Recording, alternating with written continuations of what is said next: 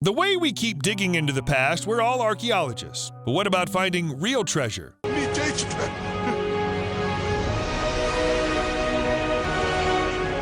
It might be scores of silver coins or bars of gold buried by the Vikings. Whenever we think about treasure, our mind wanders to those handsome pirates in Hollywood who buried their riches. If any coward here dare challenge me, let him... But the real world is quite different. Who knows that some treasure is there in your backyard? In this video, we'll be throwing light on the most amazing treasures ever found. That's not bad. But this, the eternal... Without further ado, let's talk about the very first wonder, the Staffordshire Hoard. It was 2009 when a metal detectorist, Terry Hebert, discovered something so mysterious that it left the archaeologists all over the UK puzzled.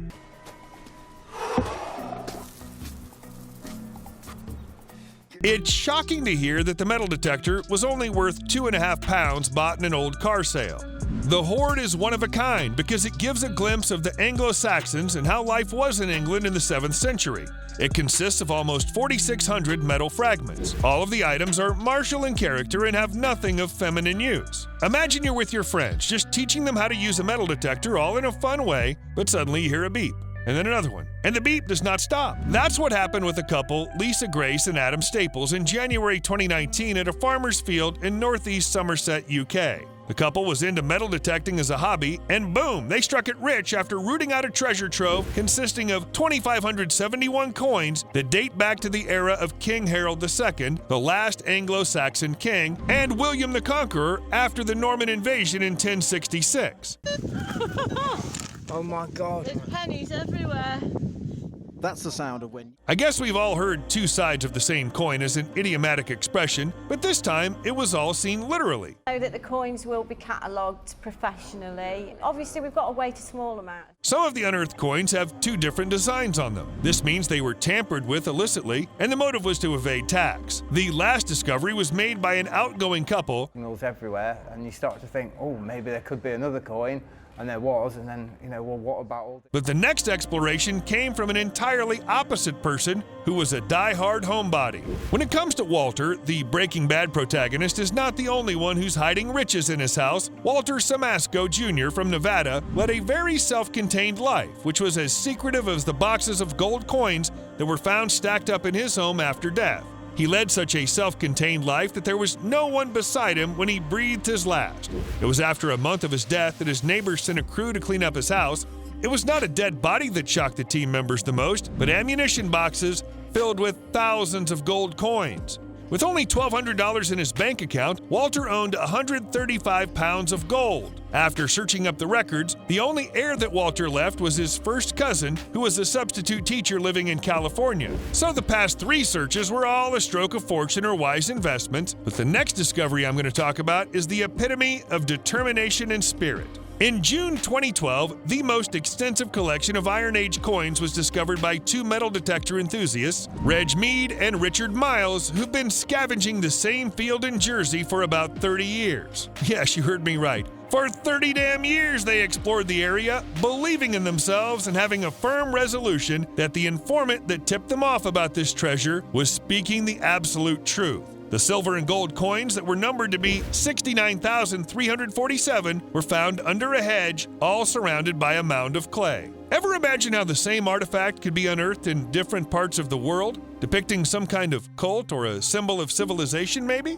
Such a mystifying discovery was made by a metal detectorist, Cliff Bradshaw, on November 4, 2001 in the English county of Kent. It was a Ringlemere gold cup that traced back to the Bronze Age, and the exciting part is that 7 such similar cups were found all over Europe before, dating from between 1700 and 1500 BC. The experts revealed that the cup had lain at the site of a burial mound, linking its connection to a nobleman having an elevated status. God, it's really heavy.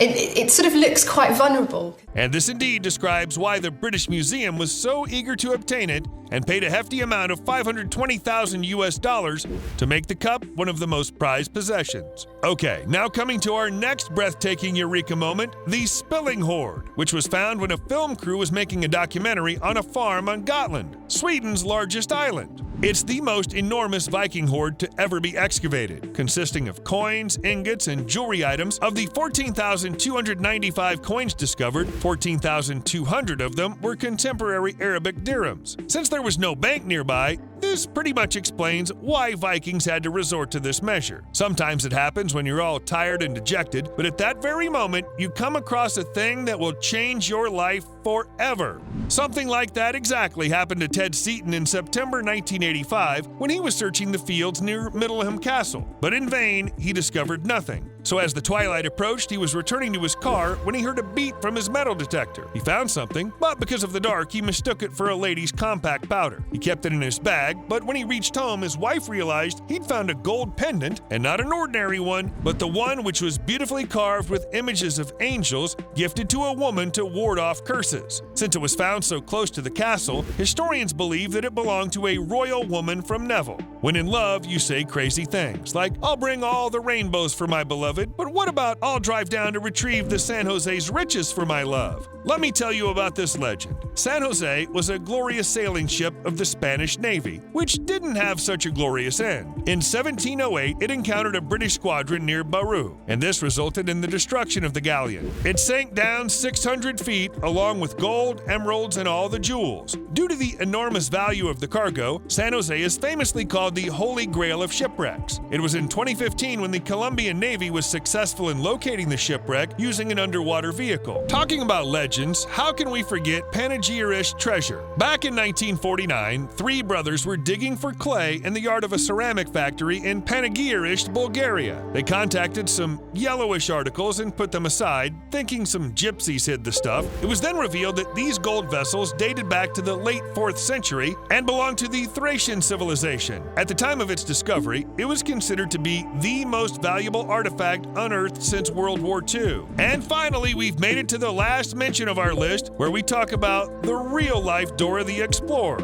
But they actually use their eyes to find stuff. I guess we all played treasure hunt, but what about such a treasure hunt where the reward is worth $2 million? This hunt was organized by Forrest Fenn, an American art dealer, in 2010. He hid the riches in the Rocky Mountains of the United States. And guess where the clues that pointed to the location of the prize were? In a poem written by Fenn. A decade later, the treasure was finally cherished by Jack Stoof, but he's refused to tell about the exact location of the prize as an honor to Fenn. So guys, that's all I had for today. Do share your thoughts in the comments section, and don't forget to subscribe and click the bell icon so you don't miss out on our future content.